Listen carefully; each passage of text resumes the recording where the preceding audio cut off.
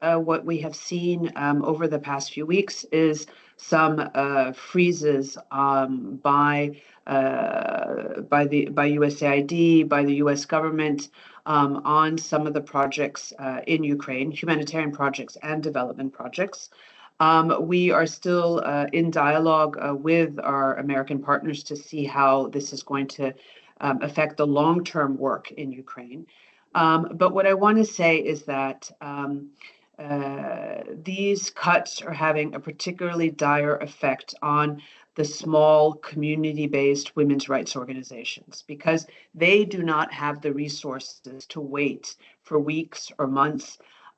to wait for decisions to be made by the donor countries to either continue the funding or to replace the funding from other donors. So unfortunately, our women's rights organizations are already reaching out to us and saying that they are having to cut programs, they're having to fire staff, they're having to turn away women and girls that are coming to their centers, for example, and asking for assistance. So this is extremely worrying, because what we've seen in Ukraine is that for the past 3 years, there's been the development of a very strong network of women's rights organizations that are providing life-saving assistance, but the funding cuts are having an effect on them. And so it is quite worrying what will happen in those frontline areas when women are going to those centers and are searching support, if those doors are closed and they can no longer get that support.